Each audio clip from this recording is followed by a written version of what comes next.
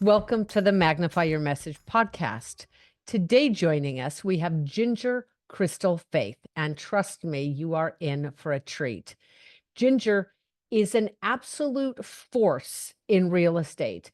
With over 30 years of experience, she's really done it all: investor, broker, builder, you name it. She's personally flipped more than 52 houses, and get this, 2 of them were even featured on HGTV. But that's just the beginning. Ginger is the founder of the Women's Wealth Network in the San Francisco Bay Area, which empowers women to build their financial futures. This is an episode you don't want to miss. Let's dive in. I am delighted to introduce you to today's guest, Ginger Crystal Faith. Ginger, thank you for being here. Welcome. Excited to be here. Thanks for having me, Cheryl. Share with those who are listening, who are you, what do you provide, and who do you serve? Well, my name is Ginger Crystal Faith, and I'm a Silicon Valley real estate broker, investor, and mortgage broker.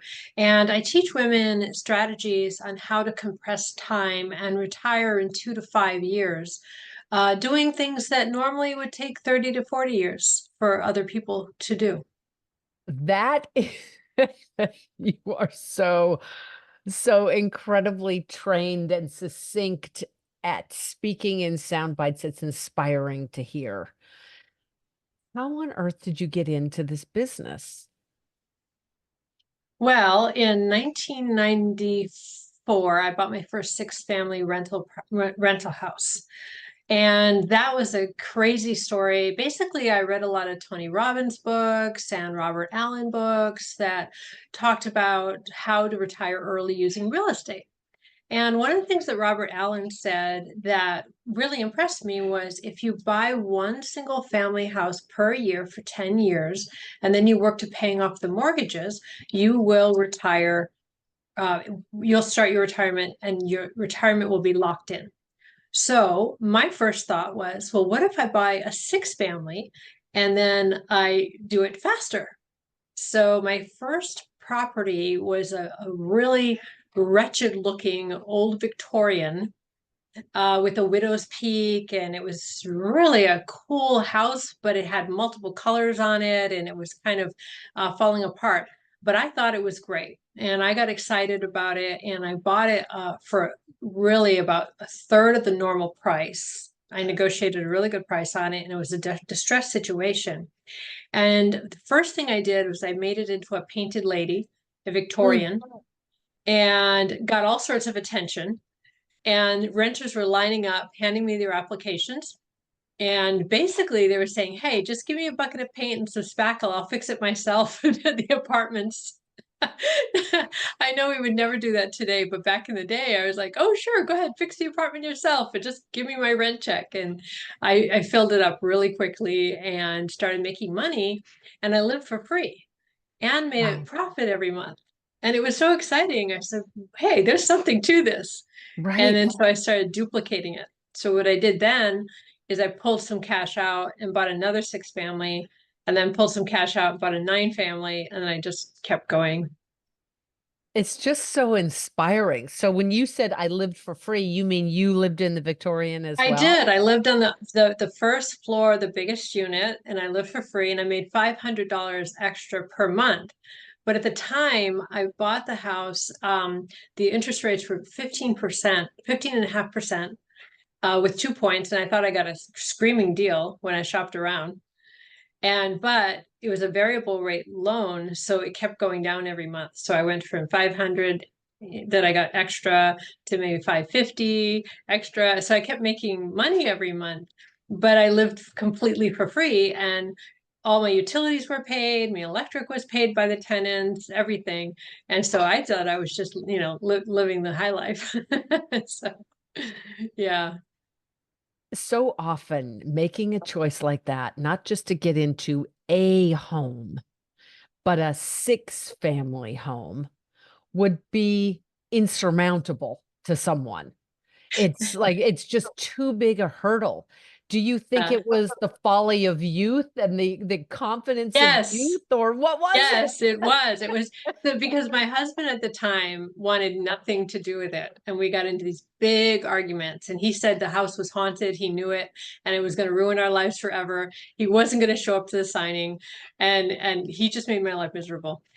That's why he's my ex-husband. But but um, I I think I had starry eyes, and I just said, let me try. Let me see what I can do. I was a little bit guided by a really cool realtor, Rico. His name was Rico. He was really cool. And when I called him, because I was looking at those magazines, back in the day, they had magazines, no such thing as Zillow, anything like that. And I said, hey, I want to buy multifamily. And so Rico is really clever. He's a guy who picked up the phone, at the real estate office, and he said, "Oh, my buddy just bought a triplex, and he all he does is collect rents, and he bought a Jaguar with the extra money he makes." And I was like, "Oh, I can do that. I can collect rent, and I can collect rent and buy a Jaguar. I can do that. I have the skill sets necessary to collect rent and buy a Jaguar." I So can see myself in this vision. yeah, exactly. I got right in, and obviously it wasn't just that, but it was a good. I think we should know that the ignorance of youth can be good, and I think if you overthink things, the bottom line is really no matter what you do. I mean, if it's in the realm of reasonability, all I had to do is you run the numbers. Okay, what do I think I could get for the rent? What would the numbers be? And, worst case, I don't make much money, but it's not going to be a disaster. So analyze it the best you can, and then move forward. Don't overanalyze, and don't overthink it, because most problems that come up in real estate, you can figure it out and you can fix them. So yeah. It's just so bold of you. I mean, yes, sure, just collect rent and buy a Jaguar is one thing, but you crunched the numbers. You'd never done this before. You decided to go all in, throw your hat over the proverbial wall, and here you are. You're living in this place. Then at what point did you say, okay, I'm going to start teaching this to other people? Yeah, so my history has been very much just kind of following my instincts. So I became a mortgage broker in 2005, a real estate broker. I moved to California. I sold off my real estate there, and I didn't buy any more investment real estate until the market crashed in 2009. So I used my real estate license, mortgage license to help people. So naturally helping people is very, very natural for me. But what I noticed was people, when I started talking about how investing helped my life, people leaned in.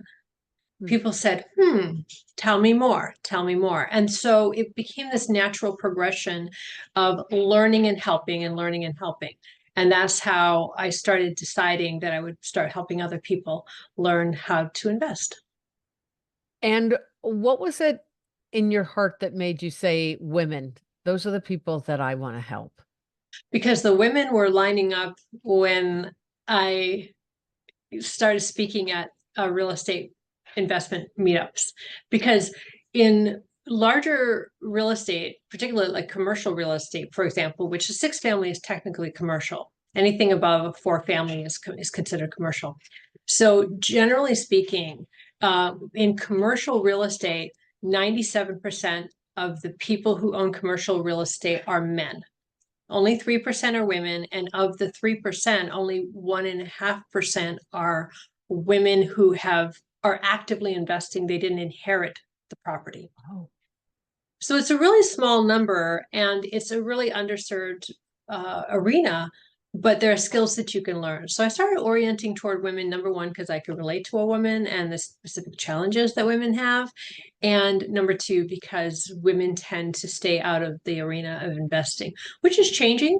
Luckily it's changing. Back in the 90s when I started, I remember the funny story. I went into one real estate seminar, And because I was learning how to asset protect. Once I started having assets, I wanted to protect them. So I went into this particular group, and one of the men like boldly asked me if I was there looking for a husband. How did you respond? What's that? How did you respond? I just said, no, I have one. Thank you. I'm here to learn. Wow. I'm here to learn. Yeah. So, yeah, so that's how things are so different now. Nobody would ever say that, right? But in the 90s, I was literally the only woman in the room. There's a really good book by a friend of mine called The Only Woman in the Room. And she interviews a few, it was kind of created before I started teaching, and it was created specifically about women investors, you know. So, yeah. I've heard you speak about pay iniquity and how Right. between genders and how this is one of the most surefire ways to close that gap. Say something about that. Well, there's the gender gap in pay is very, very complex. There's so many factors involved. Okay, so it's nothing that is a cookie cutter answer. However, in real estate, if a woman decides what she wants and learns the protocols on how to get what she wants and just works factually with the numbers, a woman can make as much as a man all day long because the rents are the same. A renter will pay me the same amount of money that they will pay a man. The price of the house is going to be the same. There are certain maybe negotiation tactics or strategies that you may need to develop as a woman. Maybe a man is a stronger negotiator as a personality trait. They tend to be a little more aggressive as a personality trait, but there are skills that can be learned. And in real estate, you know, millionaires, billionaires are created in real estate, and it can be done with women with the right strategies. It's such a brilliant idea that if we're not going to close the pay gap in the workplace, then we've got to find some other way to, as you say it, compress time and Yes. catch women up. It's such a clever idea that you can approximate what someone would have done where they're not pay iniquity Yes. by coming up with clever investment strategies or following a plan. Yes. So how do the women come to you? Do you go to them? How amenable are they to taking these kinds of bold risks and putting it all on the line? It's all personality types, right? And the good thing about real estate is the truth is there's so many opportunities in real estate. You can start very small with a small investment and try your hand to see how you do. Where are your skill sets? One of the things I like to teach is not only to just compress time, but also to know what your natural genius is. So every one of us has a natural genius. Some of us are natural people people, right? We love people. Well, that's very powerful in real estate. If you can connect people, you have got a golden ticket. Some people are natural systems analysts and they love systems and organization. There's so much opportunity if you're a good systems thinker in real estate. Some people are natural builders. And if you're a natural builder, you also have so much opportunity. So I think the best thing to get started for anyone to get started is to know what their natural proclivities are. So back in the day when I first started out, I didn't know what my natural proclivities were. You got an idea, but I've got the pictures of me with the tool time belt and the hiking boots over there trying to, paint and, work with the guys. And sometimes I do that for fun. But over the years, I've noticed I'm a people person. I love people. And so I'm ignited by helping people. But other people, some dear friends of mine, they're just genius at like organizing the troops and getting things together, with systems. And that's just amazing to see. And they can go farther than I will in some ways because they're developing city blocks, and then I have other friends who are natural builders. And if you don't limit yourself, just say, and women and men both build, men tend to build more, but women do build as well. But you don't have to limit yourself to just doing contracting work. You can just decide, okay, I want to use my skills as in contracting or whatever that is. And then how can I do this and become a real estate entrepreneur? So maybe that's starting by flipping a house, right? And I also encourage people to team up with people. It's important to team up, and it's also possibly dangerous to team up with people. So you really need to know who you're getting involved with. I stress this over and over and over again. And when I speak to people, make sure you're avoiding scammers. Make sure there's a whole protocol I have on avoiding scams. But if you team up with somebody who has an opposing skill set, you do it. The book called Rocket Fuel, beautiful book that talks about how a visionary who can connect with an integrator, somebody who manages, somebody who, if you have a natural visionary orientation and you connect with somebody who's an integrator who loves to manage and do the everyday, and usually you won't see eye to eye, that happens a lot. But if you get somebody like that and you can respect each other's strengths, you can go very, very, very far in real estate and the success. And there's no reason why women can't join up together and join forces together. There's no reason. And women can do this very successfully, but you need opposing skills that you can lock forces in. You demystify the notion that there's just one type of person who makes it in being a real estate entrepreneur. So let's say that there are some women or men listening who say, okay, I'm interested in dipping my toe in. Mhm. How do they get started? What first steps should they take? First, know thyself, right? So okay, what is your skill set? What's your orientation? Number one. Number two, get educated. Okay, what you spend in your education, you will save on making disastrous mistakes. That can happen. That can happen. I've heard it over and over again. And the bigger the projects you take on, the more more possibility there are for big mistakes and disasters. So I think if somebody wants to start off, do something fairly small, make it really, really tight. You have to be paying attention to everything. Getting involved with local real estate investment clubs is very powerful because you find out who's doing what. And that can be very exciting and energizing, and you can learn from each other. We don't learn in a vacuum. We learn from podcasts like this. We learn from other people. We learn from people that we trust. So find out somebody that you trust. Look for a mentor and ask questions. Give them some value. And then offer to help out. There's opportunity everywhere. Recently, I was with a group, very powerful group of people, and this one gentleman is worth several hundreds of millions of dollars, but he's tired. Actually, there were two of them on the stage at different times. They're tired, and the teacher, one of my teachers, Scott, said, you look like you could use an apprentice. And he said, you know what? That's a really good idea. He's been in the business 40 years. He has hundreds of millions of dollars. He's done so well. And I thought, my God, this would be an amazing opportunity if the right person, gets themselves positioned in the right place and adds value and has the right attitude and is developing good character. These are all important. Opportunities like this are out there. And that was a phenomenal opportunity for the right person. And they are out there, but they're not gonna fall in people's lap. I was there, in a very elite group, but they are out there. And if you get yourself in the right frame of mind and you learn as much as you can and you have a growth mindset instead of a fixed mindset, and you really know yourself, opportunities will come to you. And then success will come to you with those attitudes. It's inevitable. I mean, you talked about getting involved in this and saying yes to the initial sixplex after listening to Tony Robbins. Yeah. So it really does all come back to that growth mindset, doesn't it? Yes, it absolutely does. Yeah. And if you don't have a growth mindset, it's really easy to get one these days. Now you can go on YouTube.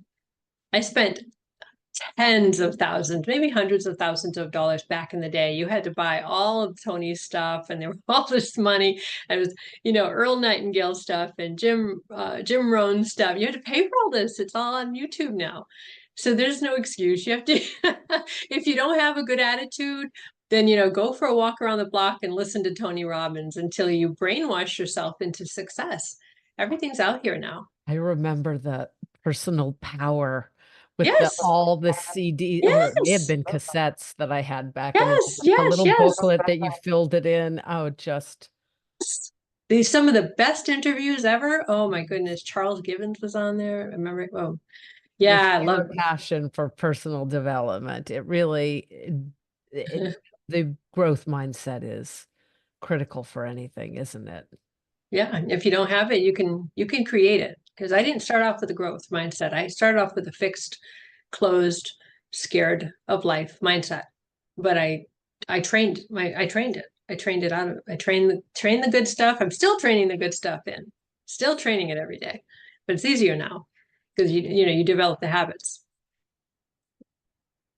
So, what habits would you say have been the most instrumental to you in helping you build this successful enterprise? I would definitely say, believe it or not, going to the gym and doing positive affirmations, writing out my goals. What do I want? Visualizing. Right now, I'm still thinking about different ways of visualizing. I'm playing with the idea of writing down the visualization that I want and then reading it and then replaying it back to myself so I can do my own guided meditation. So I'm kind of working on that right now. But definitely affirmations have been game changers. I have made so much money through positive affirmations, not knowing, having any idea what I was doing or where I was going, just kind of flying blind, but with those positive affirmations to guide me. When the market crashed in 2008, my income went from here to here overnight. And it was the positive affirmations that I did 45 minutes a day. I did that running on the treadmill every day, and nothing happened for 6 months. I ran 45 minutes every day, positive affirmations, getting myself out of this and making all this money and doing all this. And then something happened, and 6 months into it, where I knew, boom, this is it. That's the answer. And changed everything. Just game changer. So positive affirmations, I would say. And then, here's another thing that I don't give enough credit to, but I need to. I always figure, as long as I'm doing something positive, it could be anything. It could be going to the gym. It could be, walking my dogs. If it's always something positive and avoiding the negative, that good things will come. And so, what I've noticed, I've had a couple of big hits, just big hits, like negatives, like bam. It's the structures that I put in place. Unbelievable. Okay. Seeing you on Mondays, right? Beautiful. Like, boom, that's a structure. I have a coach, a phenomenal coach that used to work for Tony for 10 years. I see him once a month. He's a structure. I have my real estate meetup. It's done amazing things. I go to the meetup. I have to be the leader. I've got to put myself in front of people. I have clients. I put myself in leadership positions. The structures help so much, so that when hard things happen, I find, my goodness, I can move through them so much more quickly because I have the resources. And then answers and solutions to problems come very rapidly because I put in positive structures. Going to the gym every morning, even if I don't feel like it, and say, okay, just 30 minutes, just do something, just get your butt out the door. It's a structure. So what positive structures that are life affirming and then business success affirming too, what are you doing so that those structures are your scaffolding when things go sideways? You've got something really strong to hold on to that's bigger than your own, smallness. When you feel, when something goes wrong, you go into your story about, whether that may be victim or whatever. You don't allow yourself to go there. So Ginger, that is so amazing. There was something that I heard. One of the things that I threw myself into after the kidnapping was personal development. And I heard a phrase, the structure for the fulfillment of your vision. And I was like, well, what in the heck's that? You've got to have our mind is always and Mm. thoughts are always fleeting and here and gone, and inspiration is something that you can't count on. Like you can't build a business based upon, am I inspired today? Because like you'd said with going to the gym, some days you're not. But Yep. what's the structure you put in place? Like the sun's going to rise and I'm going to be at the gym. I'm going Yep. to do these things for me. And I wouldn't have thought of them as being as mission critical as you've said they are, but now that I look at it, it's absolutely there. It is the certainty that we bring to life in an uncertain world. Yes, And exactly. so I'm like, wow, I see as I reflect on life, it's like, oh wait, no, those are structures. That's all exactly what you're speaking about. And I'm going to even take it a step further and posit that wherever we are not achieving what we want in life, we just haven't set up sufficient structures to fulfill that.